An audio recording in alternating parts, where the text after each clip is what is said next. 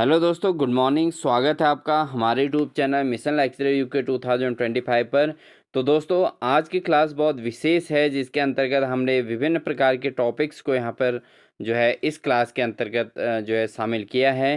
तो बिना स्किप किए आज की क्लास को पूरा वॉच कीजिएगा, क्योंकि आज की क्लास के अंतर्गत दोस्तों हमने उत्तराखंड के पंच बद्री, पंच केदार और इसके अलावा दोस्तों यहाँ पर हम बात करेंगे उत्तराखंड के अंतर्गत जो विभिन्न प्रकार के धार्मिक स्थलों में जैसे पंच प्रयाग हैं दोस्तों, इन पर हम चर्चा करेंगे। और साथ ही दोस्तों इस क्लास में हमने विटामिन्स हो गए और इसके अलावा पैरा ओलंपिक गेम्स हो गए, इससे संबंधित सामान्य ज्ञान और करंट अफेयर्स के क्वेश्चन भी इसमें इंक्लूड किए हैं दोस्तों। तो बिना स्किप किए पूरे क्लास को जरूर वॉच कीजिएगा, क्योंकि ये क्लास बहुत ज़्यादा महत्वपूर्ण होने वाली है। और साथ ही दोस्तों, आप चैनल पर नए हैं तो चैनल को सब्सक्राइब कर लें, बेल आइकन दबाकर ऑल नोटिफिकेशन ऑन कर लीजिएगा, जिससे लगातार इसी प्रकार की क्लासेस का नोटिफिकेशन आपको देखने को मिलेगा। तो स्टार्ट करते हैं दोस्तों आज की क्लास का पहला क्वेश्चन। तो पहला क्वेश्चन हमारा है दोस्तों आज का, उत्तराखंड पंच बद्री में शामिल हैं। तो दोस्तों उत्तराखंड की जो पंच बद्री हैं वो पंच बद्री में कौन कौन से शामिल हैं। तो दोस्तों पंच बद्री के अंतर्गत आते हैं बद्रीनाथ, आदि बद्री, वृद्ध बद्री, योग ध्यान बद्री और भविष्य बद्री। तो दोस्तों ये हैं उत्तराखंड के 5 पंच बद्री, जिनको पंच बद्री के नाम से जाना जाता है। तो क्या क्या है दोस्तों, एक तो आपका आदि बद्री, वृद्ध बद्री और उसके अलावा बद्रीनाथ, उसके अलावा योग ध्यान बद्री और भविष्य बद्री। ठीक है दोस्तों, ये पंच बद्री उत्तराखंड के कहलाते हैं। बढ़ते हैं दोस्तों अगले प्रश्न। अगला महत्वपूर्ण क्वेश्चन है दोस्तों, श्री बद्रीनाथ मंदिर किस पर्वत पर स्थित है। तो दोस्तों बद्रीनाथ मंदिर किस पर्वत पर स्थित है, नर पर्वत, नारायण पर्वत, ओम पर्वत या दिव्य पर्वत।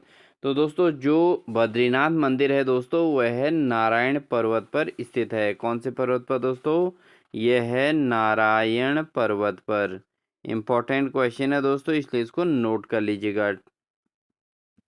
ठीक है दोस्तों, बढ़ते हैं अगले प्रश्न में। अगला क्वेश्चन है दोस्तों, श्री बद्रीनाथ मंदिर किस नदी के किनारे स्थित है। तो दोस्तों जो बद्रीनाथ मंदिर हो किस नदी के किनारे स्थित है। ऑप्शन है मंदाकिनी, अलकनंदा, भागीरथी या गंगा। तो जो बद्रीनाथ मंदिर है दोस्तों वो है आपके जो है अलकनंदा नदी के किनारे। ठीक है दोस्तों, तो बद्रीनाथ मंदिर किस नदी के किनारे स्थित है दोस्तों, बद्रीनाथ मंदिर अलकनंदा नदी के किनारे है और ये जो है नारायण पर्वत पर स्थित है दोस्तों। बढ़ते हैं दोस्तों अगले प्रश्न में। अगला क्वेश्चन है दोस्तों, पंच बद्री में प्रथम बद्री किसे कहा जाता है। तो दोस्तों जो पंच बद्री हैं इनमें से सबसे प्रथम बद्री किसे कहा जाता है। ऑप्शन है श्री बद्रीनाथ, आदि बद्री, वृद्ध बद्री या भविष्य बद्री। तो दोस्तों इसमें से जो प्रथम बद्री है वो कौन सा है दोस्तों, वह है वृद्ध बद्री। ठीक है दोस्तों, तो वृद्ध बद्री को दोस्तों प्रथम बद्री कहा जाता है। ठीक है दोस्तों, इंपॉर्टेंट क्वेश्चन है ये भी, इसको भी आप नोट कर लीजिएगा दोस्तों। बढ़ते हैं अगले प्रश्न में। अगला क्वेश्चन है दोस्तों, आदि बद्रीनाथ जी की मूर्ति है। तो दोस्तों आदि बद्रीनाथ जी की जो मूर्ति है दोस्तों किसी से बनी है, संगमरमर की या सालिग्राम पत्थर की या खड़िया पत्थर की या उपरोक्त में से कोई नहीं। तो दोस्तों आदि बद्रीनाथ की जी की जो मूर्ति है वो बनी है सालिग्राम पत्थर से। तो ये भी एक इम्पॉर्टेंट फैक्ट बनता है दोस्तों, इम्पॉर्टेंट एग्जाम के लिए। बढ़ते हैं दोस्तों अगले प्रश्न में। अगला क्वेश्चन है दोस्तों, पंच बद्री में से भविष्य बद्री कहाँ स्थित है। तो दोस्तों जो पंच बद्री हैं इनमें से भविष्य बद्री कहाँ स्थित है। ऑप्शन है रैनी गांव में या सुभाई गांव में या आदि बद्री में या उर्गम में। तो दोस्तों पंच बद्री में से जो भविष्य बद्री है दोस्तों वो कौन से गांव में स्थित है, वह है सुभाई गांव में। कौन से गांव में दोस्तों, सुभाई गांव में स्थित है दोस्तों पंच बद्री में से आदि बद्री। ठीक है दोस्तों, जो आदि बद्री सॉरी भविष्य बद्री है, ये भविष्य बद्री दोस्तों सुभाई गांव में है। ठीक है, तो इसको आप नोट कर लीजिएगा। बढ़ते हैं दोस्तों अगले प्रश्न में। अगला क्वेश्चन है दोस्तों, आदिगुरु शंकराचार्य का ज्योतिर्पीठ कहाँ स्थित है। तो दोस्तों शंकराचार्य का ज्योतिर्पीठ कहाँ स्थित है। ऑप्शन है गोपेश्वर, चमोली, जोशीमठ या उत्तरकाशी। तो दोस्तों शंकराचार्य जी का जो ज्योतिर्पीठ है वो कहाँ स्थित है दोस्तों, वो है आपका जोशीमठ में। कहाँ स्थित है?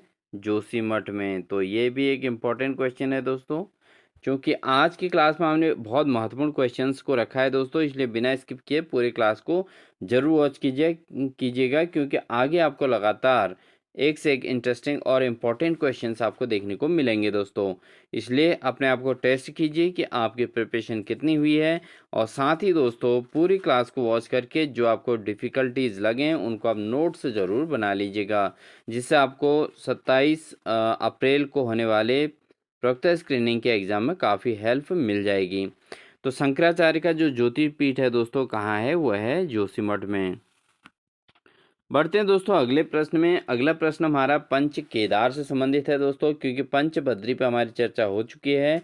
और पंच बद्री में दोस्तों हमने आपको बताया था कि पंच बद्री कौन कौन से हैं। पंच बद्री हैं बद्रीनाथ, आदि बद्री, वृद्ध बद्री, योग ध्यान बद्री और भविष्य बद्री। एक बार फिर रिवाइज करिए दोस्तों। भविष्य बद्री, योग ध्यान बद्री, वृद्ध बद्री और आदि बद्री और बद्रीनाथ। तो ये पंच बद्री पर हमने चर्चा कर ली है दोस्तों। अब हम बात करने वाले हैं कि उत्तराखंड के पंच केदारों पे। ठीक है दोस्तों।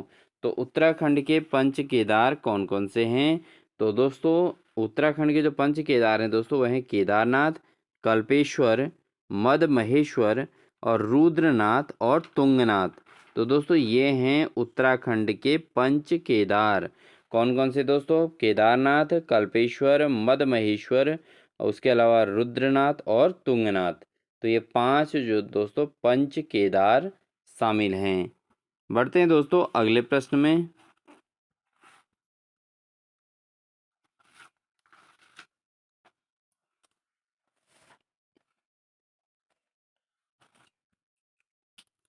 अगला क्वेश्चन है दोस्तों पंच केदार वर्ग में निम्नलिखित में से कौन एक समाविष्ट नहीं है? तो दोस्तों पंच केदार वर्ग में कौन सा समाविष्ट नहीं है? ऑप्शन है कल्पेश्वर, ये तो है ही दोस्तों। इसके अलावा तुंगनाथ ये भी है पंच केदार में। रुद्रनाथ ये भी है दोस्तों। विश्वनाथ ये नहीं है दोस्तों।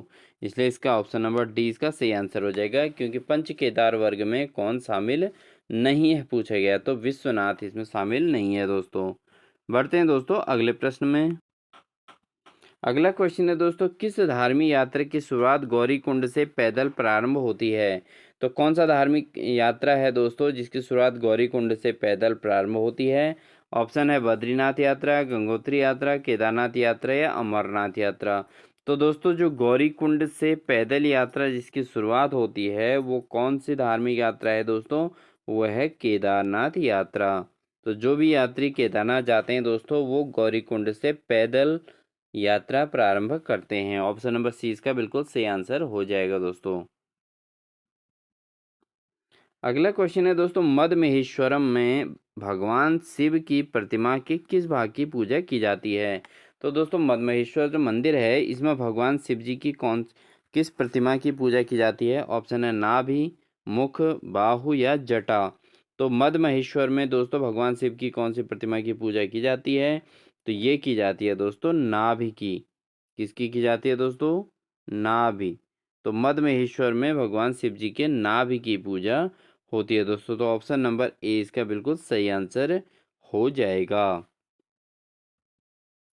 बढ़ते हैं दोस्तों नेक्स्ट क्वेश्चन में। निम्न में से कौन सा पंच केदार स्थल चौखंबा शिखर पर स्थित है?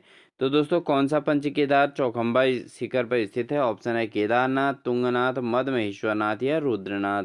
तो दोस्तों इसमें अगर हम बात करें तो चौखंबा शिखर पर स्थित है वो है आपका मद महेश्वरनाथ। कौन है दोस्तों? मद महेश्वरनाथ। ठीक है दोस्तों। तो मद महेश्वरनाथ जो मंदिर है दोस्तों ये चौखंबा शिखर पर स्थित है और ये पंच केदार में से एक है दोस्तों मद महेश्वरनाथ। ठीक है दोस्तों। बढ़ते हैं अगले प्रश्न में। अगला एक और इम्पोर्टेंट क्वेश्चन है दोस्तों। यह है मद महेश्वरनाथ में किस वर्ष ब्रह्म कमल खिलते हैं? तो दोस्तों किस वर्ष नहीं है, किस ऋतु में है?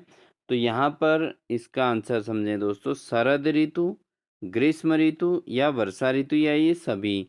तो दोस्तों मद महेश्वरनाथ में जो मद महेश्वरनाथ मंदिर में जो ब्रह्म कमल खिलते हैं दोस्तों कौन से ऋतु में खिलते हैं ये पूछा गया है। तो ये खिलते हैं दोस्तों वर्षा ऋतु में। ऑप्शन नंबर सी इसका बिल्कुल सही आंसर हो जाएगा दोस्तों। बढ़ते हैं दोस्तों अगले प्रश्न में। अगला क्वेश्चन है दोस्तों, भगवान शिव की पूजा नीलकंठ के रूप में की जाती है। तो दोस्तों भगवान शिव की पूजा नीलकंठ के रूप में कहाँ की जाती है? तुंगनाथ मंदिर में, मद महेश्वर मंदिर में, कल्पेश्वर मंदिर में या रुद्रनाथ मंदिर में। तो भगवान शिव की पूजा नीलकंठ के रूप में जो की जाती है दोस्तों, वो की जाती है रुद्रनाथ मंदिर में।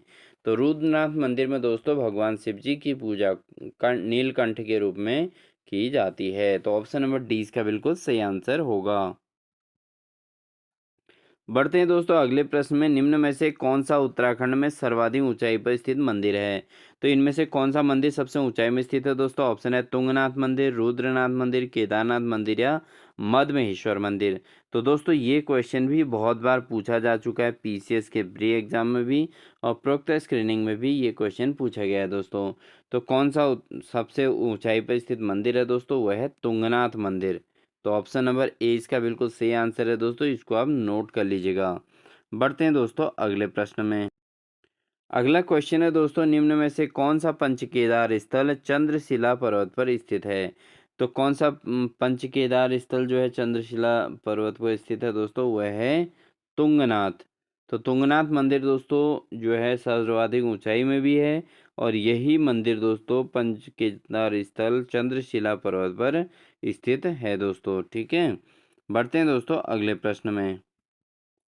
अगला क्वेश्चन है दोस्तों, तुंगनाथ में शिव के किस अंग की पूजा की जाती है? तो तुंगनाथ में शिव के किस अंग की पूजा की जाती है दोस्तों? भुजाएं, मुंह, नाभि या केस। तो तुंगनाथ में जो पूजा होती है दोस्तों, वो होती है भगवान शिव की भुजाओं की पूजा होती है।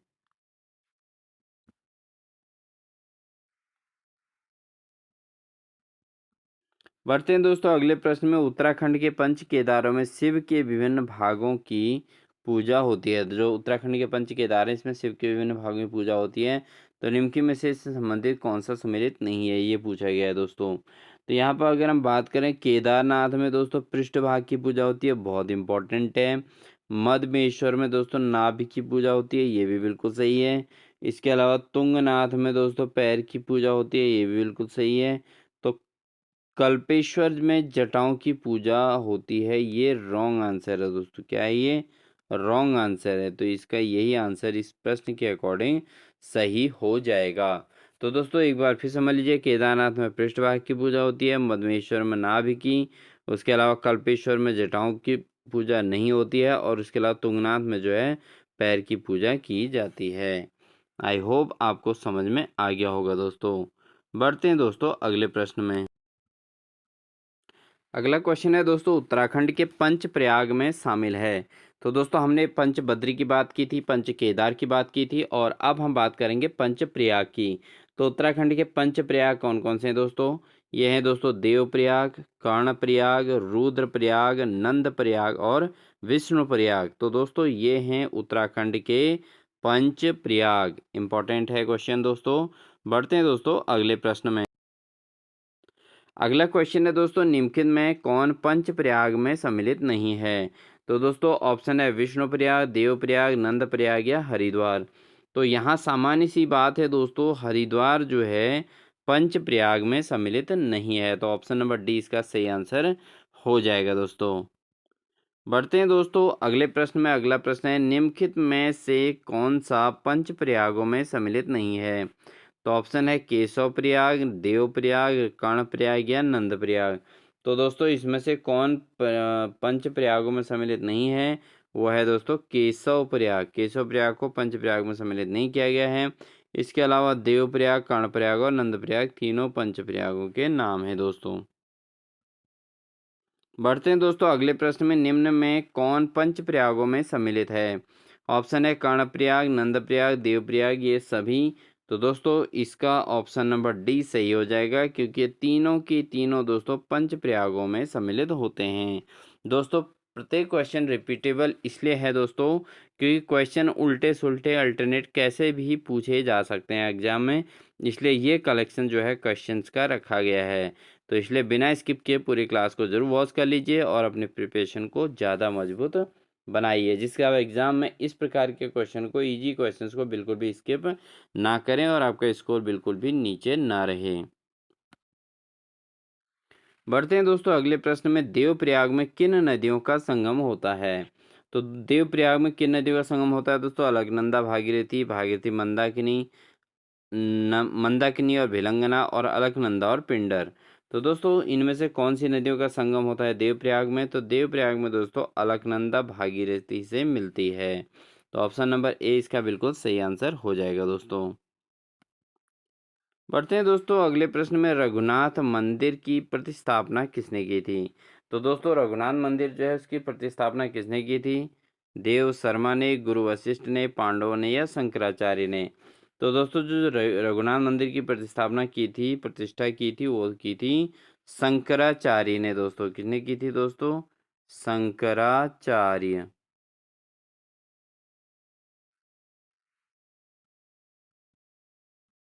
तो दोस्तों ये थे हमारे उत्तराखंड से संबंधित महत्वपूर्ण क्वेश्चंस, जिसमें हमने पंच केदार, पंच प्रयाग और पंच बद्री इन पर हमने चर्चा की।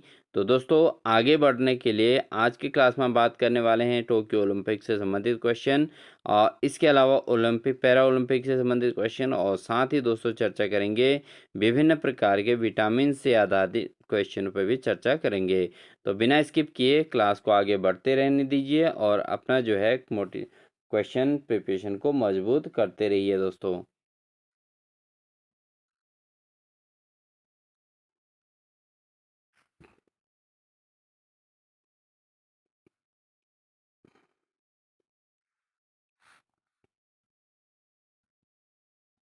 क्वेश्चन है दोस्तों, प्रथम पैरा ओलंपिक खेल कब आयोजित हुए थे? तो दोस्तों जो प्रथम पैरा ओलंपिक खेल आयोजित हुए थे, ये हुए थे आपके 1960 में दोस्तों। कब हुए थे?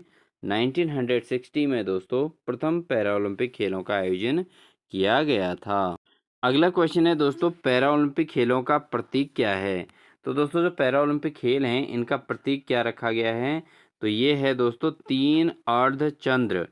ठीक है, पैरा ओलंपिक खेलों का जो प्रतीक है दोस्तों क्या है? 3 अर्धचंद्र जो है पैरा ओलंपिक खेलों का प्रतीक है दोस्तों। ऑप्शन नंबर डी इसका बिल्कुल सही आंसर हो जाएगा दोस्तों। बढ़ते हैं दोस्तों अगले प्रश्न में, पैरालंपिक खेलों में प्रतिस्पर्धा करने वाले एथलीटों का वर्णन करने के लिए किस शब्द का प्रयोग किया जाता है? तो दोस्तों जो पैरालंपिक प्लेयर्स होते हैं, उन जो पैरालंपिक गेम्स में जो पार्टिसिपेंट्स होते हैं, उनके एथलीटों का वर्णन करने के लिए किस शब्द का प्रयोग किया जाता है दोस्तों? ऑप्शन है इसका पैरालंपियन, या ओलंपियन, या विकलांग एथलीट, या विशेष एथलीट। तो दोस्तों इसके लिए जो शब्द रखा गया है दोस्तों वह है पैरालिम्पियन। ठीक है दोस्तों, उन्हें ओलंपियन भी नहीं कहा जाता, और विकलांग भी शब्द अच्छा नहीं है उनके लिए, लेकिन विशेष एथलीट भी नहीं कहा जाता, इनको कहा जाता है पैरालिम्पियन। ठीक है दोस्तों, तो ऑप्शन नंबर ए बिल्कुल सही है, और ये क्वेश्चन बहुत इंपॉर्टेंट भी है दोस्तों, आप इसको नोट कर लीजिएगा, एग्जाम में आ सकता है। बढ़ते हैं दोस्तों अगले प्रश्न में। क्वेश्चन है दोस्तों, T20 विश्व कप में शतक लगाने वाले एकमात्र बल्लेबाज कौन हैं? तो ऑप्शन है रोहित शर्मा, क्रिस गेल, विराट कोहली, या बाबर आजम। तो दोस्तों T20 जो विश्व कप है इसमें दो शतक लगाने वाले एकमात्र बल्लेबाज हैं, वो हैं दोस्तों क्रिस गेल। ठीक है दोस्तों, कौन है? Chris Gayle. तो ये जो है दोहरा शतक लगाने वाले एकमात्र बल्लेबाज हैं T20 में। अगला क्वेश्चन दोस्तों हमारा साइंस से है। साइंस का क्वेश्चन है, विटामिन ई का रासायनिक नाम क्या है दोस्तों? तो विटामिन ई का जो रासायनिक नाम है दोस्तों, ऑप्शन है कैलिसफेरॉल, या टोकोफेरॉल, या किलो फिलोक्विनोन, या नियासिन। तो दोस्तों विटामिन ई का जो रासायनिक नाम है दोस्तों वह है आपका, विटामिन ई की बात यहाँ पर पूछी गई है, तो विटामिन ई का जो रासायनिक नाम है दोस्तों वह है टोकोफेरॉल। ठीक है, इसको आप जरूर नोट कर लीजिएगा दोस्तों, क्योंकि विटामिन से संबंधित क्वेश्चन पक्का आएगा एग्जाम में, इसलिए बिना स्किप किए पूरी क्लास को जरूर वॉच कीजिएगा दोस्तों। बढ़ते हैं दोस्तों अगले प्रश्न में। अगला क्वेश्चन है दोस्तों, विटामिन बी का रासायनिक नाम क्या है? तो दोस्तों विटामिन बी का जो रासायनिक नाम है वो क्या है दोस्तों? वो है थायमिन। क्या है दोस्तों? थायमिन जो है विटामिन बी का रासायनिक नाम है दोस्तों। अगला क्वेश्चन है दोस्तों, विटामिन ए का रासायनिक नाम क्या है? तो विटामिन ए का जो रासायनिक नाम है दोस्तों वो है रेटिनॉल। क्या है दोस्तों? रेटिनॉल। ये अधिकांश अभ्यर्थी को आसानी से आ जाता है होगा कि विटामिन ए का रासायनिक नाम क्या है दोस्तों, वह है रेटिनॉल। तो ऑप्शन नंबर ए इसका बिल्कुल सही आंसर है। अगला क्वेश्चन है दोस्तों, विटामिन ई की कमी से होने वाला रोग है। तो विटामिन ई की कमी से कौन सा रोग होता है दोस्तों? इससे पैरालिसिस तो नहीं होता दोस्तों, त्वचा का फटना ये भी इससे नहीं होता। इससे मेनली होता है दोस्तों जनन शक्ति में कमी आ जाती है। ठीक है, तो विटामिन ई की कमी से दोस्तों नपुंसकता का जो है नपुंसकता के लक्षण ज़्यादा आते हैं, यानी कि जनन शक्ति में कमी हो जाती है। तो ऑप्शन नंबर सी इसका सही आंसर हो जाएगा दोस्तों। अगला क्वेश्चन है दोस्तों, विटामिन बी की कमी से होने वाला रोग कौन सा है? तो दोस्तों कॉमन सी बात है, विटामिन बी की कमी से ऑप्शन दिया है स्कर्वी, बेरी रतौंधिया, इनमें से कोई नहीं।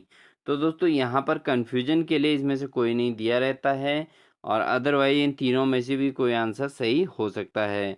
तो विटामिन बी की कमी से होने वाला रोग दोस्तों वह है बेरी। ठीक है, ये इसका ऑप्शन नंबर बी इसका सही आंसर हो जाएगा। तो दोस्तों ये थी हमारी आज की क्लास। तो आपको हमारी क्लास कैसी लगी कमेंट सेक्शन में ज़रूर बताइएगा दोस्तों।